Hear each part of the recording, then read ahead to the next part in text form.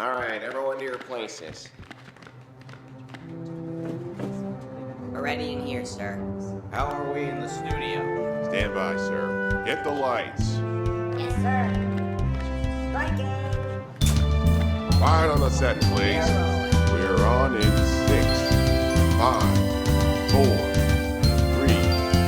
3, 2.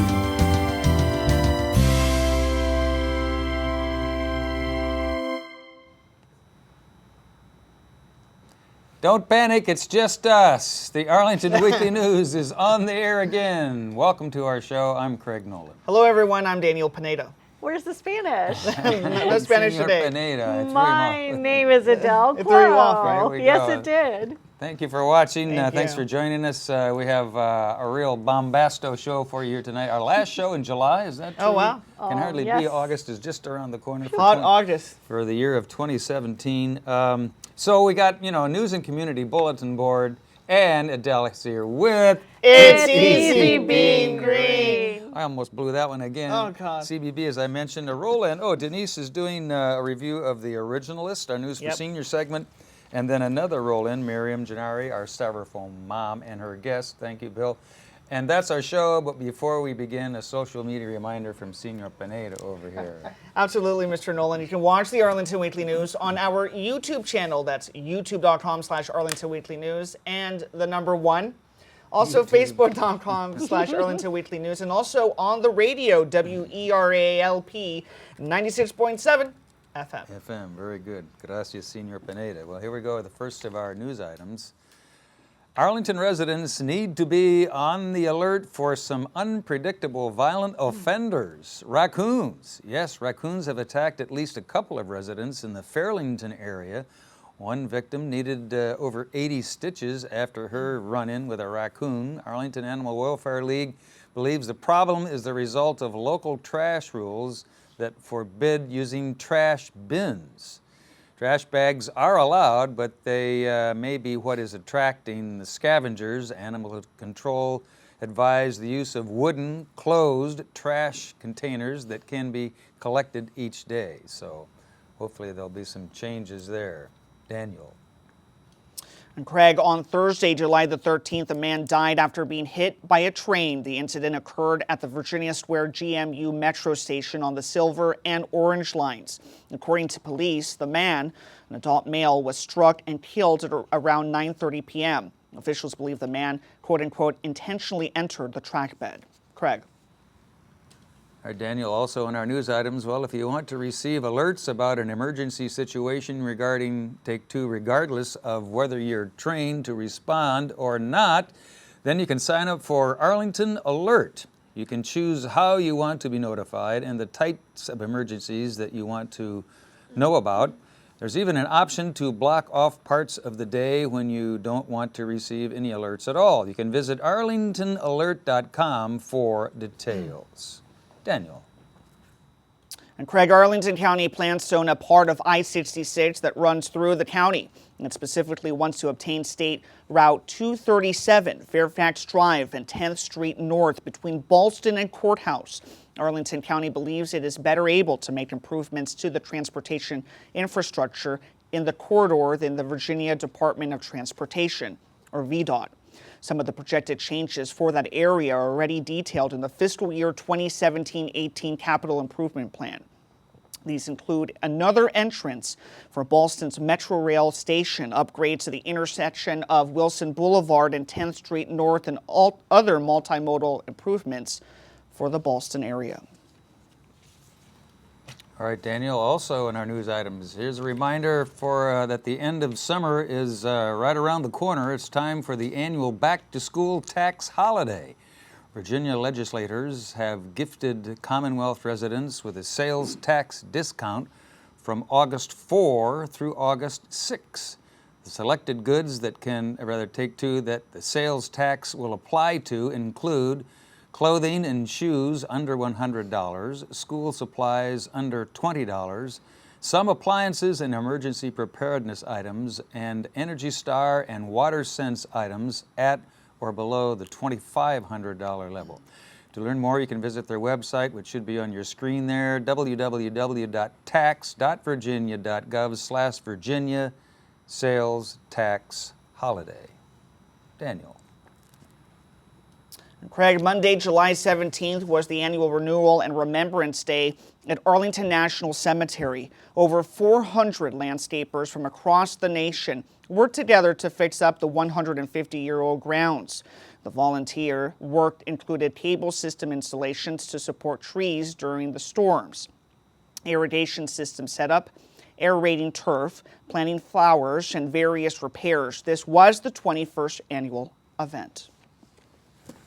All right, thanks, Daniel. And we'll be back with our CBB Community Bulletin Board file right after we hear from Adele Quo and It's easy being green. another Ooh, installment. pretty good. Here's Adele. Even better. All right, great. Thanks, and welcome to another It's Easy Being Green. My name is Adele Quo. For Arlingtonians seeking an eco-travel experience, my mascot here, Joe Tree Frog, wants you to know the U.S. Fish and Wildlife Service promises there's at least one wildlife refuge within an hour's drive of most major metropolitan areas. For our weekend road trip, we highlight Presquile National Wildlife Refuge, an important stopover on the Atlantic Flyway. The 1,329-acre island, approximately 20 miles southeast of Richmond, provides protected breeding habitat for state-listed threatened and endangered species, as well as many neotropical migrating bird species. Hundreds of native plant and animal species thrive in the isolated wetlands, forests, and grasslands. The island refuge is only accessible by pontoon and by prearranged permit 3 days in advance to hike 3 miles of easy trails for photography and flora and fauna observation. Historically a peninsula, the Army Corps of Engineers cut a shipping channel through the peninsula in 1934, creating a true island. Several exciting conservation projects are taking place on the remote island, bringing slow change to Presquile. In 2006, hundreds of volunteers planted over 3,500 native trees and shrubs to help combat the highly invasive Johnson grass that grew out of control after the cattle stopped grazing there. 10 years later, the oaks and sycamore create a 100-foot wide buffer along the James River. It slows down the river escarpment erosion, shades out and eventually kills the invasive Johnson grass, and improves nesting habitat for bald eagles and other wildlife. In 2010, an artificial reef site was constructed next to Presquile to restore the Atlantic sturgeon population by tagging the federally endangered prehistoric fish to help determine why the James is the only place in the Chesapeake Bay watershed that the sturgeon frequent to spawn. And in 2013, the James River Ecology School, the first of its kind, opened to educate our next generation of environmental stewards. More than 2,000 students now visit annually for day and overnight programs where they literally get their feet wet with hands-on ecology lessons to help them connect with the river and appreciate nature and conservation action. They stay in a LEED-certified bunkhouse powered by solar panels, rainwater collected for outdoor showers, compostable toilets that conserve water, and a special rain garden that filters gray water back into the ground. So as summer fades into fall, arrange to visit Presquile this summer for 3 special public events to go wild for wildlife.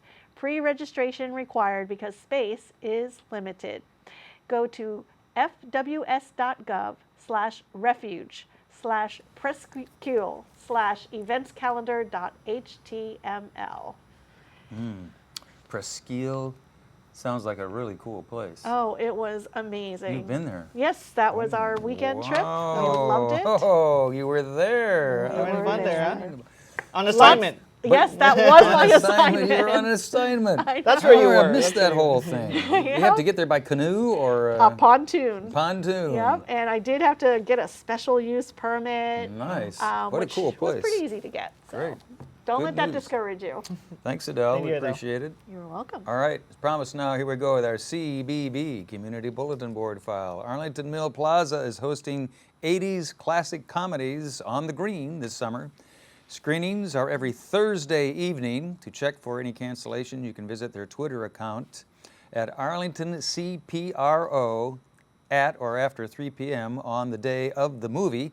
Arlington Mill Plaza, located at 909 South Dinwiddie Street in Arlington. Daniel. And Craig, on August the 3rd, you can watch a young Tom Hanks in the movie Big.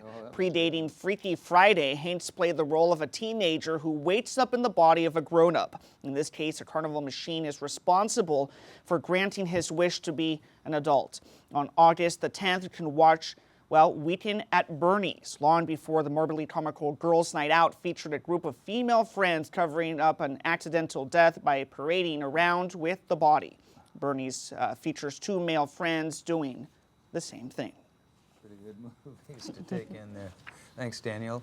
Also in our CBB file, on August 17th, you can live vicariously through a group of cantankerous nursing home senior residents who regain their youthful vigor in the movie Cocoon. The final movie of the season, August 24th, will be Moonstruck. Cher and Nicolas Cage deal with issues of love, marriage, infidelity, and family through a series of coincidences, mishaps, and exposed secrets, which result in family drama and comedy. That's a great one. Daniel. Well, Craig, I think we are going on to our next segment with Denise Pringle. I thought we had one more. Well, never mind then. We'll be back with our News for Seniors segment right after we hear from Denise and her reviews. Here's Denise. The Originalist, starring Edward Giro as Supreme Court Justice Antonin Scalia, has returned to Arena Stage. Written by John Strand, the play premiered at Arena in the spring of 2015. Since that time, Justice Scalia has passed away, Donald Trump has been elected president, and we have an even more sharply divided political scene.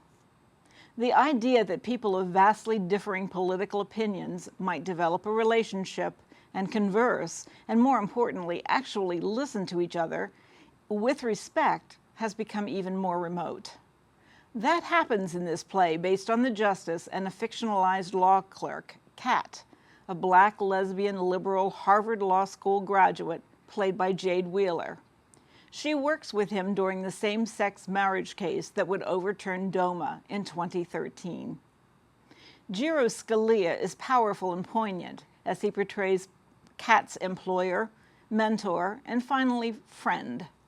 Wheeler's Kat is scrappy and tenacious as she attempts to persuade Scalia to tone down his rhetoric in his writings, not to change its message, merely to make it more palatable to its opponents. Artistic director Molly Smith directs this tale of compromise.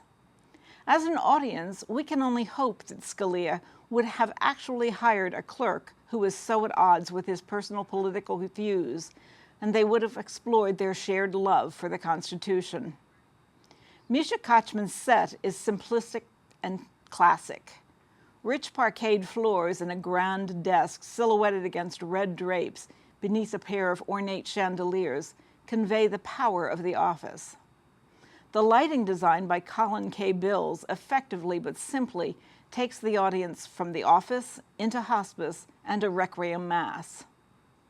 Because Justice Scalia has passed away since the premiere of this play, it now takes on the role of a remembrance of his legacy. His political rivals, who might have once been content to have labeled him a tyrant and dread his next majority decision, may now see this play as an homage to his 30 years of service in interpreting the Constitution. We look forward to more of Molly Smith's newly commissioned power plays and the open dialogues they will bring to our capital city. In the meantime, be sure to see The Originalist at Arena Stage through August 6th. I'm Denise Pringle. Now back to the news desk. All right, thanks, Denise. Denise Pringle, our reviewer, and her spin on The Originalist at Arena Stage. Thanks, Denise. We appreciate it. Now, as promised, here we go with our News for Seniors file. Okay, all you old smoothies and smoothie lovers, it's time for the best of both worlds. It's an evening of smoothies and karaoke. What could be better than that? Come on down to Arlington Mills Senior Center, grab a nice fresh smoothie, the kind you drink, and then get your croon on or whatever. Of course, you can just sit back and listen if you want to, but what have you got to lose? Come to think of it, maybe it'd be better not to ask. Anyway, they're located at 909 South Dinwiddie Street in Arlington. The date is coming up Wednesday, August 2, and the time is 7 to 8 p.m. What could happen in an hour? Well, you never know. The mind reels. For more information, call Nicholas Englund. His number should be on your screen there, 703-228-7369. Daniel. And Craig, once your vocal cords have recovered, or maybe your ears, you can come out to the Langston Brown Community and Senior Center and Park on Friday, that's August the 4th. There you will find the Arlington Spellbinders, a group of voluntary storytellers who entrance young people in a variety of settings. Meetings are held on the first Friday of every month. This one is taking place from 9:30 to 11:30 a.m. at 2121 North Culpeper Street in Arlington. Maybe there will be a story about the magic of smoothies and karaoke. Who knows? For more information, call Elizabeth Poole. That's at 703-228-4878. All right. Smoothies and karaoke, boy, you can't beat that.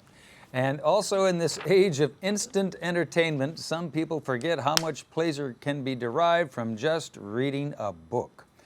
One good place to start is a book that's related to a movie that you particularly enjoyed. The movie functions as a kind of jump start, and the book fills you in with the kind of detail and dimension that you just can't get from the movie. You will often find that the movie version is only the story that you think you already know. Here are a couple of recommendations.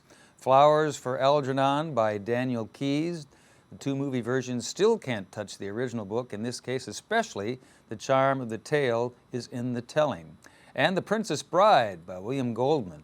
The movie is earnest and sweet with only an occasional wink, but the book is a witty and knowing satire on the movie business, the fairy tale genre, and lots of other things. Older, more discerning readers will find plenty to appreciate in both of these books. So if all else fails, pick up a book and read a book. We'll be back with sign-off and bye-bye after we hear from Miriam Gennari in another installment of her Sustainable Scoop. Hi, and welcome to another edition of the Sustainable Scoop. You know, you don't always have to be on the ballot to be making news. And joining me today is former Democratic County Board candidate for the Arlington County Board, Vivek Patil. Welcome, Vivek. Thanks for having me, Miriam. Well, I have to congratulate you on a wonderful campaign. So many people talked about the positive, innovative, and bright ideas that you brought to the campaign. Thank you. So tell us, who is Vivek Patil? Yeah, my name is Vivek. I actually came from India. I came here to go to school, lived in several different places, from India to Indiana, which is where, in many ways, a very formative time of my life. Mm-hmm. And I moved to Virginia about 2 years ago. And I'm a chemical engineer by training, but I've spent most of my career in biotech. I love dogs. The environment, people, public service. And I wanted to run for office because I felt there were certain ideas I cared very deeply about, and that was the genesis of my run for county board. So. I think it's just remarkable. You've only been in Arlington for 2 years, and you did so much better than people who run time and time again. And the Democratic Party ticket is highly sought after. So can you share with us some of your platform and what got people so excited? Sure. Thank you very much for the question. So one of the reasons I felt compelled to run was when I moved to Arlington. I got involved very quickly in grassroots politics, so knocking on doors, registering voters. And I realized very quickly that the conversations that we were having were very transactional, you know. So the Arlington way. Yes, very, very brief during an election. And so a group of us got together. I founded a group called Building Bridges along with some really awesome Arlingtonians. And the core emphasis of that group was to reach out to all the different communities all across Arlington and really build relationships, get to know them, show up at their churches and their synagogues and their temples and their festivals and their gatherings, and really build a partnership. So And really, you talk to people, you listen. Listened. And I think that's the imperative word here, because it's not about you standing up and articulating your platform. It's more about listening and gathering that information and listening to what they care about. And so one of the reasons I felt compelled to run, it was very unexpected for me as well, was because I felt there were many Arlingtonians that were feeling left out. You know, there were many parts of Arlington that don't have a voice or a seat at the table. And I think through this Building Bridges framework, what we recognize, there are many communities that don't have a voice. They don't participate in decisions being made. Well, one of the reasons I really wanted to have you on the Sustainable Scoop is that there are these issues of housing and transportation and income inequality. Absolutely. But you wrapped and framed your campaign about opportunity and the potential to solve these problems with innovation and green technology. Absolutely. So I believe that the new economy, as they call it, has created massive inequality, right? So we talk about tech and biotech and economies that I think are transformative, but they benefit some very highly skilled workers disproportionately. And so what I wanted to find a way, along with our campaign, was a vision that creates opportunity not just for the most skilled, but also for those that may not have the skills. And so a green and a clean tech economy, in my view, is an innovative economy that's going to power industry and job creation, but will also bring the manufacturing jobs that we are looking for the rest of Virginia. Vivek, we cannot have you go away. We don't want you to just be in Arlington. We want this message to continue, and you have so many supporters that want to know what you're going to do next. So what is the plan? So I think the economic vision that we talk about bridges the whole state, right? It's basically bringing together the dichotomy of urban and rural, skilled and unskilled, red and blue, right? So one of the things that we want to do is, as we craft this vision of creating innovation in green tech, but also manufacturing, we need to get buy-in from everyone, Republicans and Democrats, rural, urban. Don't leave anybody behind. Don't want to leave anyone behind, because if you're just sitting here crafting a vision that leaves people out, it's not a vision that works for everyone. Right. So we're traveling all over the state. We're going to talk, we're going to listen to what are the people's needs, and then craft a vision that gives them a voice as well. And I think if we do this collectively, we can be that shining green city on the hill, as they call it. And I hope that Virginia becomes, I want Virginia to be, just like in 15 years when people say, where's the most innovative green tech happening on the planet? Right now it's, in a different part. I want us to own it. I want Virginia to be that place. And Virginia could be a great place for entrepreneurship. Absolutely. We just have to create, some incentives? Yeah, maybe? so I think it's a combination of the right incentives from the state and local level, supporting entrepreneurs, maybe tax policies that help new companies set up shop here, job retraining. Right. We have this amazing canvas of ingredients, right? Really smart people, really hardworking people, beautiful state with such vast resources. So I think if we bring all of those pieces together, we can be a real powerhouse. And I think we can be the most dominant state in the union when it comes to, or Commonwealth in the union when it comes to job creation and innovation. So I really believe that. So I really appreciate your optimism and your positive attitude. Is there a particular area that you think that Virginia could really excel? Or is it everything? I think it's all of it. I mean, I think our strong suit right now is the defense infrastructure here. We've got DARPA and some really remarkable military technologies. And I do think that that's a strong industry, but I'm trying to create a new industry, for example, where we can excel. Yeah. Well, so if people want to learn more about your ideas and kind of support you along the way, how do they get in touch with you? Well, we are just putting together our platform, but right now, if people want to know more, my email is just vsp1776@gmail.com.